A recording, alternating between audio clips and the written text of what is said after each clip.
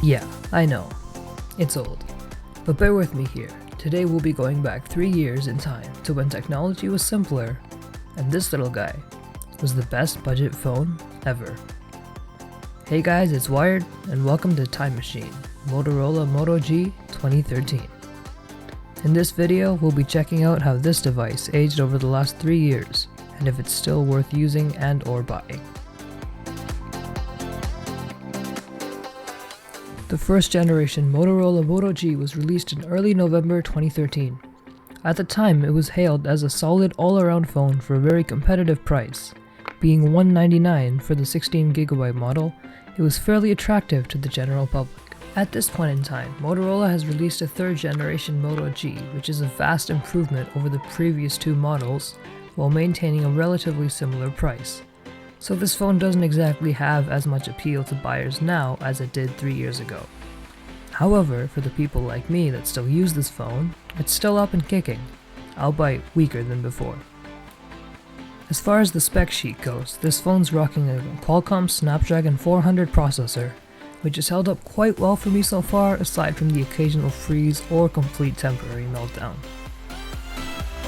Moving on, we've got 1GB of RAM, which isn't much but allows for smooth basic processes if you care not to take many apps running in the background. Multitasking is limited to 3 or 4 apps at max running smoothly.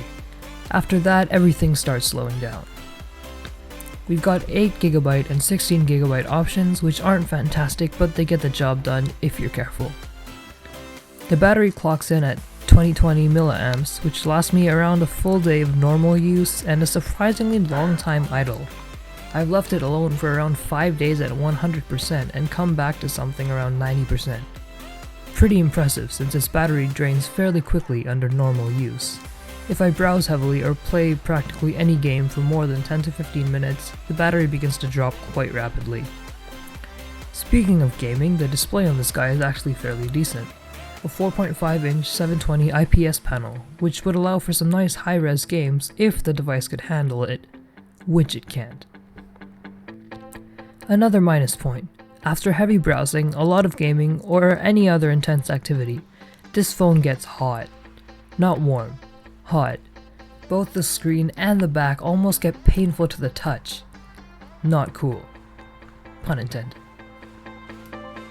And then we have the cameras, which are obviously the place Motorola cut down on to make this phone so cheap. Motorola has never been outstanding with their cameras, but the ones on this phone are far from great. We've got a 5-megapixel back camera which can record up to 720p video.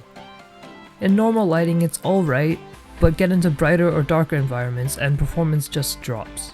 The camera app takes forever to load, the autofocus is fairly slow, and it doesn't even focus properly most of the time. The zoom is terrible, and if you try to zoom in at all in areas that aren't the average daylight, you start seeing pixels. A lot of them. The front camera is even worse, being a 3-megapixel shooter that in practice has the same flaws as the front one. At times, the color completely drops, leaving you with a slightly colored grayscale selfie. Another thing, this phone is as slow as a tortoise. Most normal apps load pretty quickly, but there's some that take forever, like this one. And then there's the black screen of death. Wonderful. The phone ships with Android 4.4 KitKat, but Motorola has rolled out updates for the phone up to 5.1 Lollipop, which they've announced will be the last update for this phone. Oddly enough, the stock Motorola launcher still looks and feels a lot like 4.4, but with a few Lollipop features thrown in that make the stock Motorola launcher look like Android just threw up on this phone. Yeah. For this reason, I've been using Google Now Launcher practically forever on this, but we'll get to that in another video. So, if you have the opportunity now, should you buy this phone? In short, no. There are phones out there for an equivalent or slightly higher price that vastly outperform this one. If you're stuck with this device already, I'd suggest staying with it for some more time, but it's definitely time to start thinking of an upgrade of any kind. The Motorola Moto G 2013 had a good run, but now it's time to look elsewhere. This is Wired THD, and I'm out. Peace.